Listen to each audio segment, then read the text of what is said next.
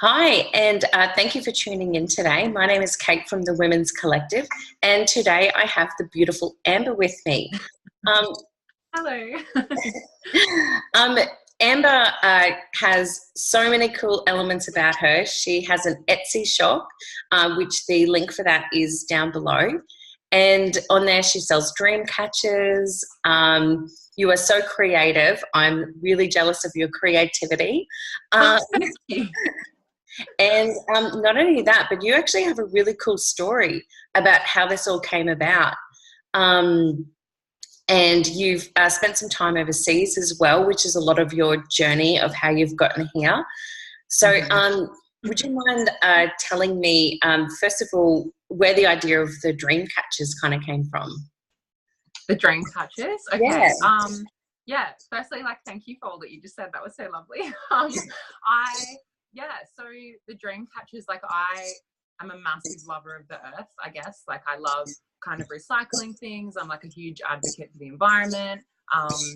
When a best friend of mine, one of my closest friends, she was actually having a baby who is now my goddaughter. Her name's Emma, and she's gorgeous. But when she was being born, I really wanted to make something for her. And I sort of just started thinking, nursery, maybe a dream catcher. But I was I really want to make it out of things that are recycled, buy nothing brand new. And I just used lots of stuff around my room. And then did that first one, and then sort of, put a few pictures up on Instagram or whatever, I don't know. And a couple of people are well, that's really cool. And so I sort of kept doing it. And now, I just love doing it. I don't, like I said, buy anything new. I just find things in the op shops or get things donated to me, or find things in the actual bin and use that. So it's pretty cool. Sort of my way of helping the earth, I guess, and creating something out of things people don't want. Yeah. Wow, that's really cool. So that is really seriously cool. My daughter, she is about to turn 7, and she was looking at your dream catchers this morning, and she was just loving them. So I think we're going to have to get her. I think we're going to have to get you to make one for her 7th birthday. Oh my gosh, I would love that. That would be lovely. Yeah, she was just, because we've been looking for one for ages, but she hasn't liked any of the ones that we've shown. But she really wants a dream catcher in her room. And so yours was actually the first ones that she's actually loved. And I think it might be the time and effort that you put into it shows, rather than a lot of them at the moment look so commercial and they all look the same no matter where you go. But yours are very unique. Thank you. That means a lot, because I sort of, I guess, tried to make them like that. I do it in my own style completely, but you get so overwhelmed when you go into a store and there's so many and they're all the same and they've all got so much hanging off them, and you kind of, you could buy them, then you go to the next store and there's exactly the same one. And I was just I don't want mine to be like that. I love making them for each individual person, or if it's for an occasion, I love to tailor it for what that occasion is. If it's the birth of a baby boy, or it's a mum's birthday, or just a friend's birthday and they love the color yellow, I just kind of make it really personal, which is quite nice, I think.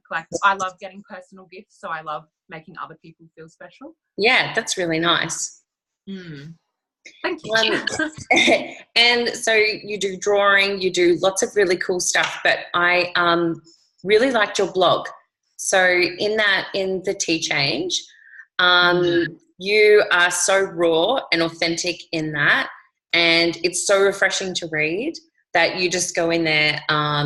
You just must be like a keyboard just machine and just type everything out. Is that kind of how you go through that process when you're writing?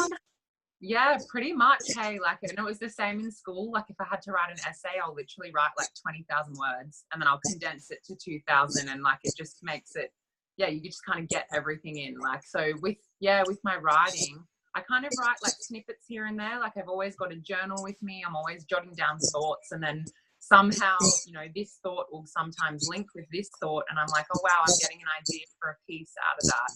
And so then generally that'll start relating to something that's maybe going on with me, or something that's going on in life that I can sort of channel that energy through. But yeah, thank you. I do like to tell it how it is, I guess. Yeah, and it's kind of therapeutic, I guess, doing that. Have you found that kind of therapy side to the writing as well?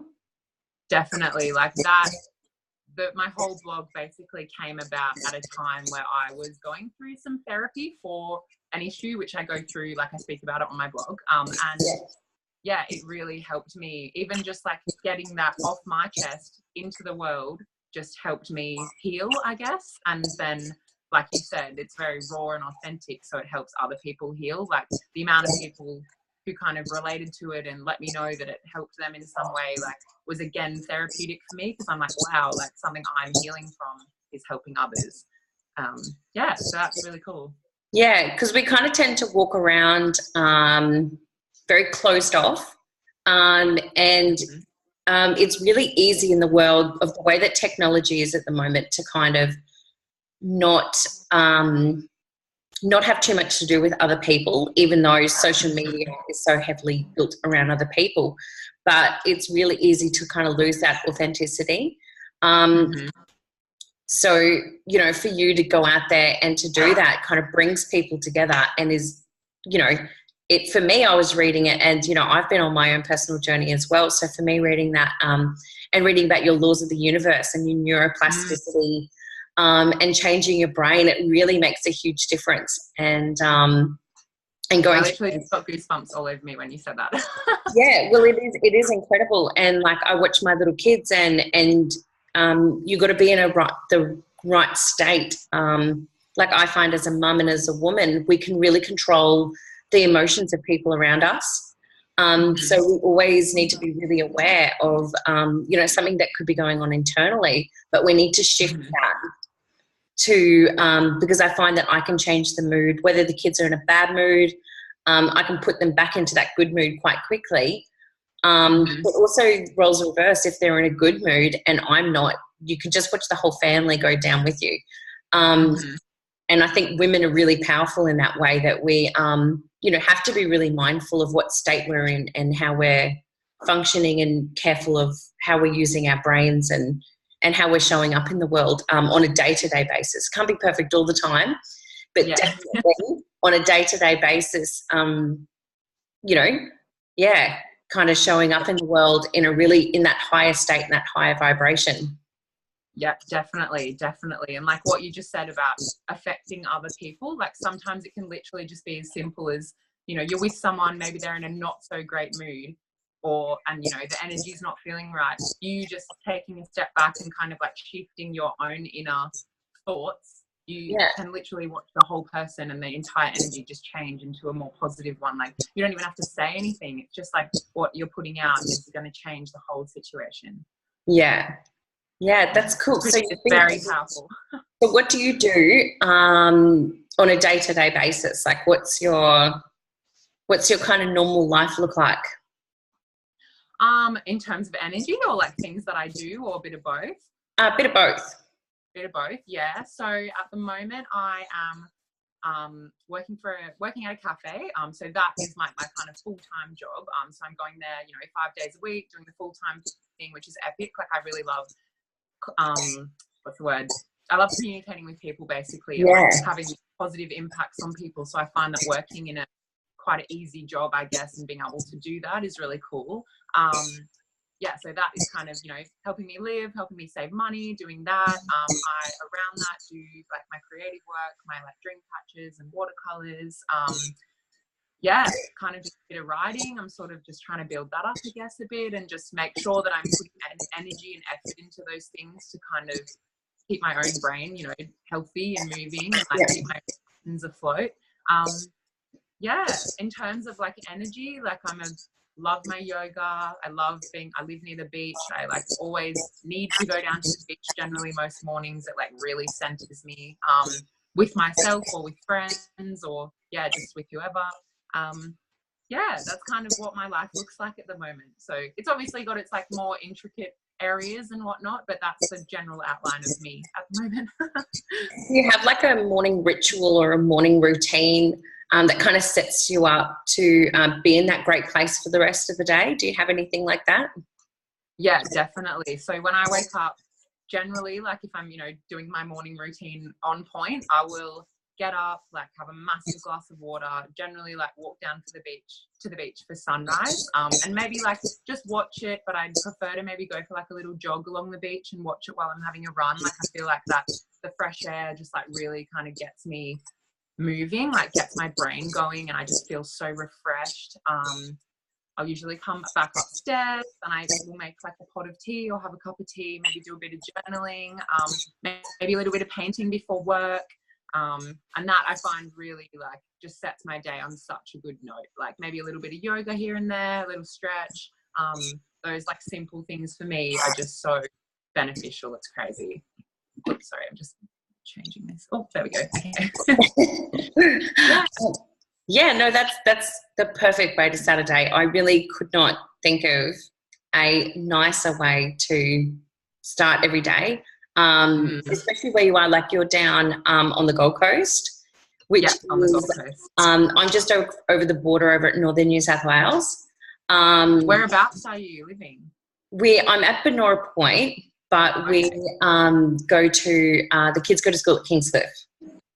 Okay, that's really cool because I went to school in Murwillumbah. I went to because I grew up just outside of Byron, and then my family moved up here when I was in grade 11, but I stayed living down there with my friend's family, and went to Wollumban until grade 12, and then moved up to the Gold Coast after that for uni. So technically, I'm like from down there more so, but yeah.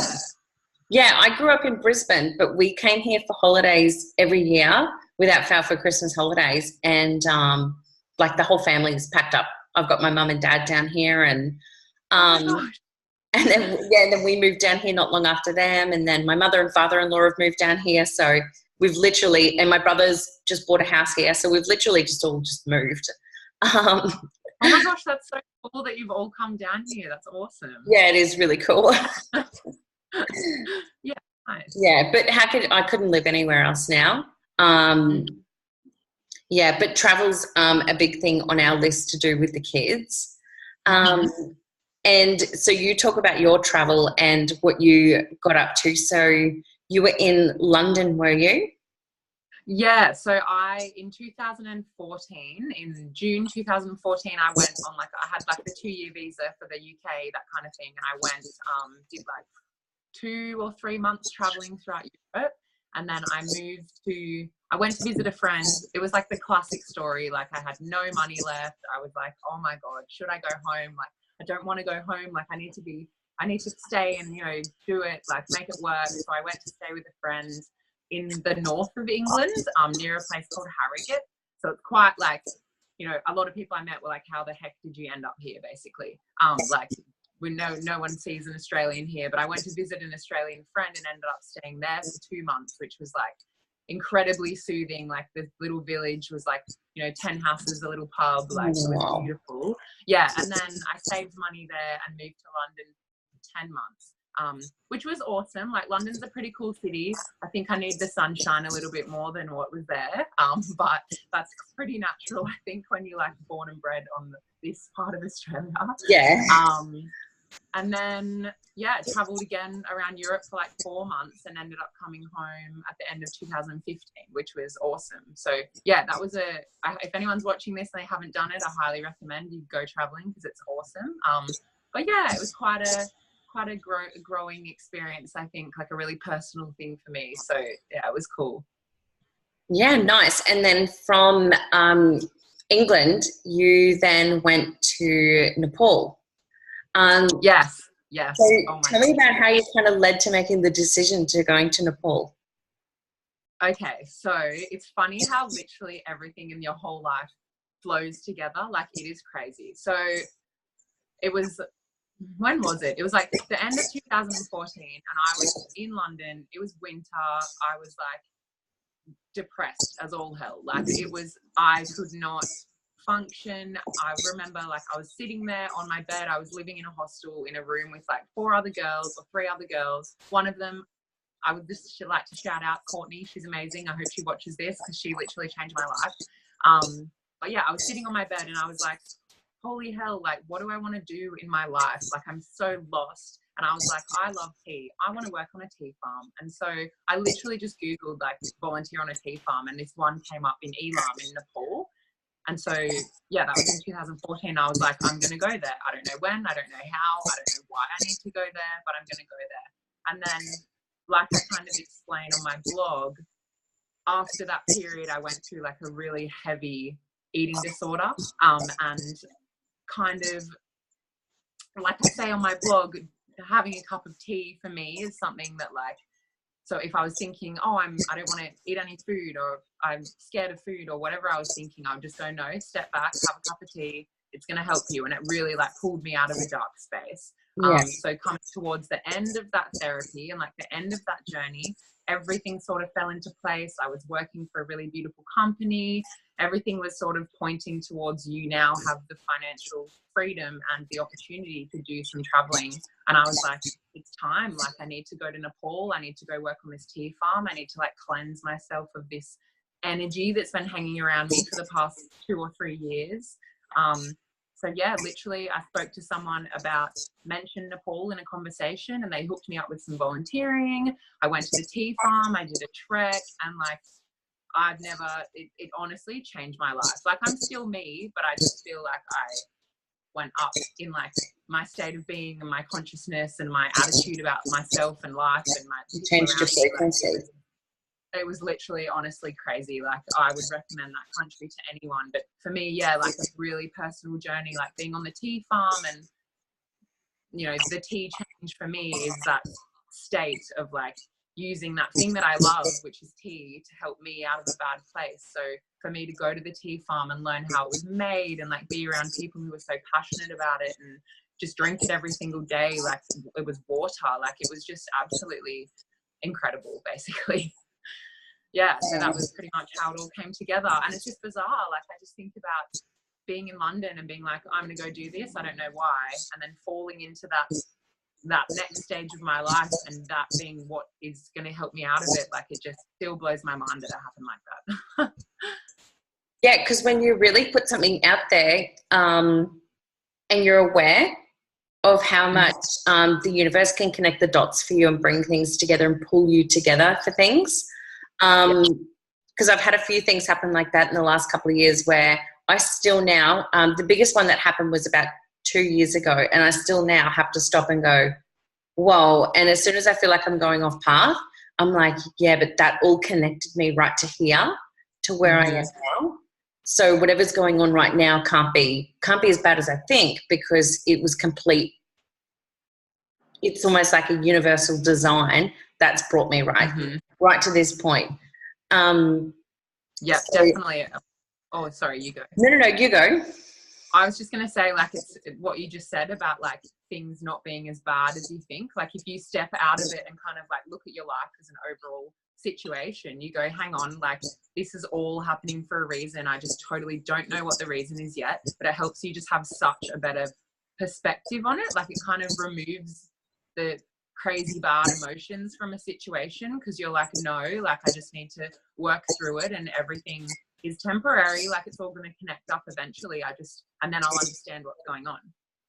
Yeah, and I think life is just like that. And then all of a sudden something will happen, and you'll just go, whoa, this was it. And then, but then I kind of like the belief that we're constantly growing. So I used to kind of fall under the illusion that once I'd hit that point and I was like, okay, we're done now. Like, here I am. And then I'm like, wait, I'm 26. There's so much more to go. So then it's like on to the next one. And there's a really great quote that's I heard, which is like, another level, there's another devil. So as you're moving up into your frequencies, you're always going to get those lessons. And it's kind of like you repeat them until you finally learn them. And then you're on to the next one. But you take the lessons that you've learned from all of the other ones, and you move up into the next life and into the next frequency, and further up into your vibration, which is really cool. Oh, that's so cool, that quote. Like, it's very, very true.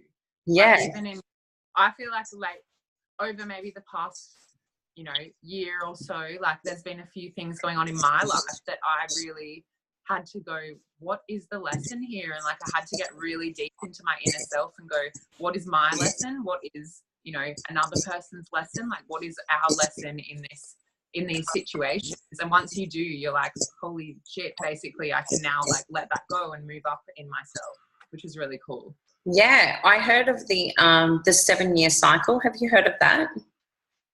I have vaguely heard of it actually in a podcast, but I didn't delve into it.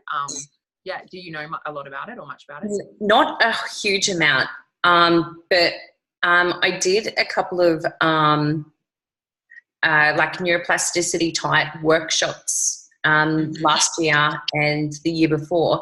And so basically it was just about the 7-year cycle that you are on complete repeat. And once you hit the 7 years, you start back from the start. If you haven't learnt what you needed to learn, you start back from the beginning of the 7 years. Oh my gosh. And oh my gosh, that's so bizarre. That's incredible. Yeah, and when I first heard it, I was at 7 years into a journey. It was literally the first time I heard it, I was in my 7th year. And I was like, oh my God, I can't do this again. I can't do all of that all over again.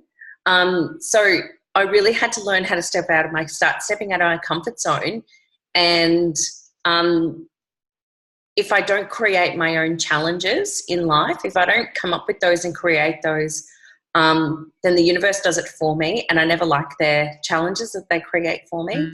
So I've had to really learn how to step out of my comfort zone. And I think without giving it too much thought, I think that's what you've naturally done as well, is you've really just had to learn how to step out of your comfort zone and just do the unexpected and do things that are a little bit different, because you know that pushes you and makes you better.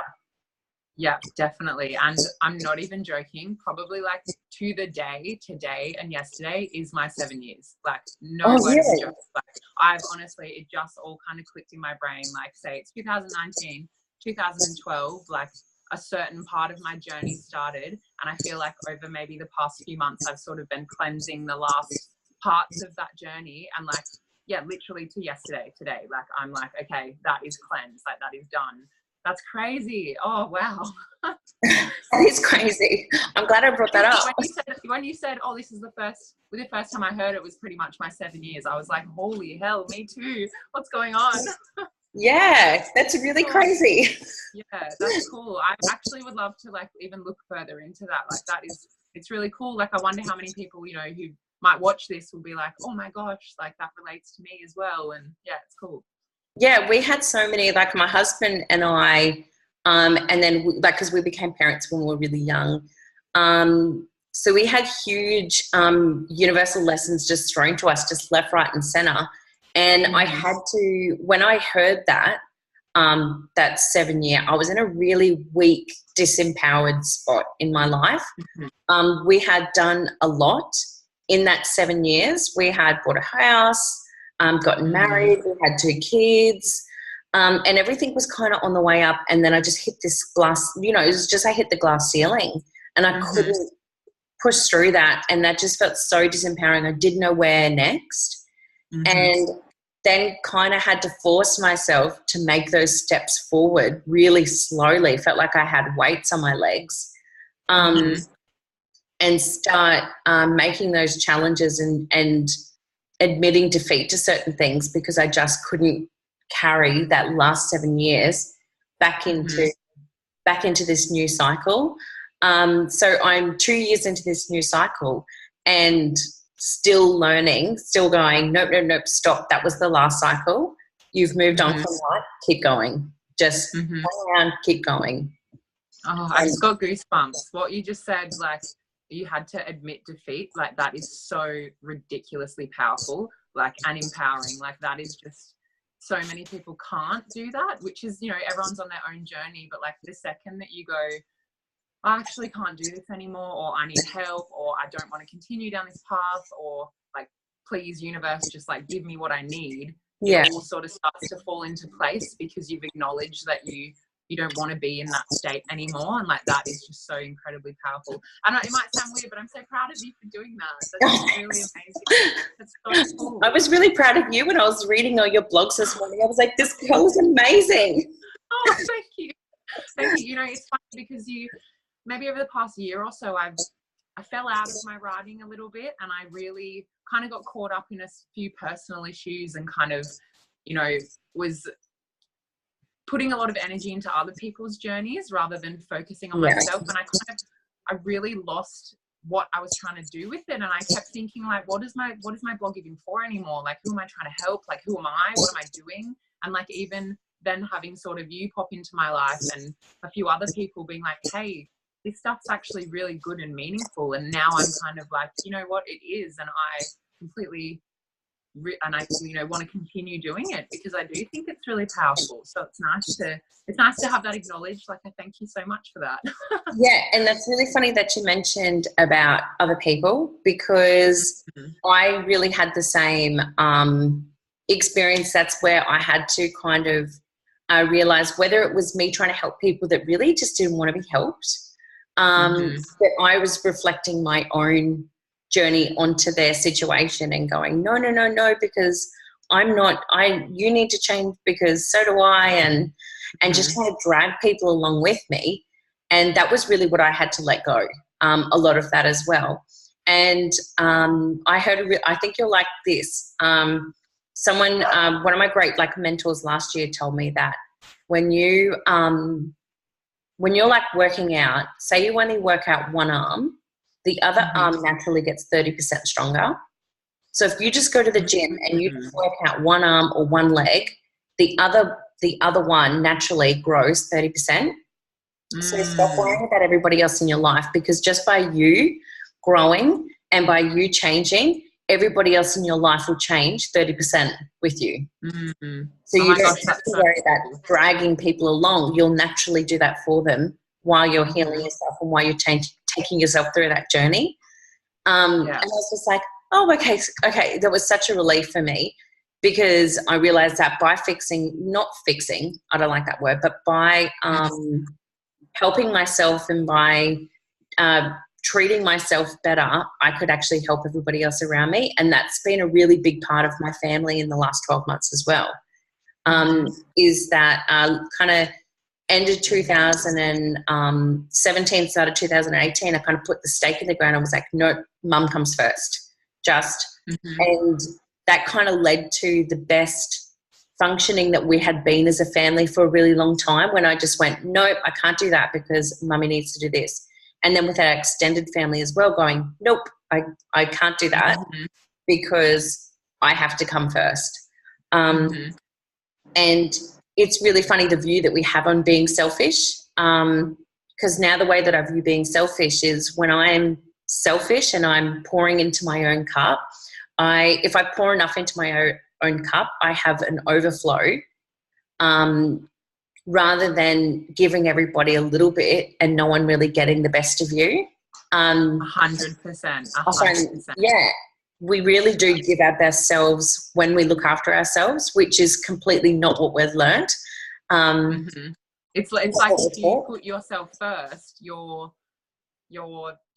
being selfish, or people can tell you like, no, you're being so selfish, and it's like, no, I'd prefer to, you know, what you just said, be full in my own cup and my own self and be happy, than sort of trying to make everyone else happy and then trying to make myself happy. It just, nothing's ever going to flow properly when it's like that. Like, I'm sure you would have experienced it with your family, like you said, like as soon as you were like, no, I'm, you know, taking care of me and doing this for me, like you literally watch the whole dynamic change. Like, that is such a powerful thing. Yeah, and I've watched, my kids are really little. They're only 6 and 8, but I actually watched them change, because I spent last year like pregnant, and watching them step up, for me going, no, we're not going to the park. Like, we're not doing this. Or towards the end of my pregnancy, it was just like, you know what, we're not doing soccer training today. I've got to go home and I've got to go to bed. And instead of them coming home and moping and doing all that, they were coming home and doing little responsibilities. They knew that they had to unpack the dishwasher, and we had them like, but they were just really thoughtful in everything that they did. But then I then had to take a step back and also teach them that they needed to look after themselves as well.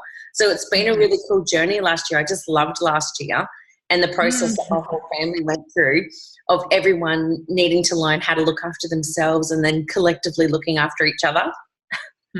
Oh, that's so beautiful. Oh my gosh, I love that. Like, in you teaching, not even teaching yourself, but in you putting yourself first, you're teaching them to put themselves first, and they like pick up those beautiful little habits. Like, that's so nice.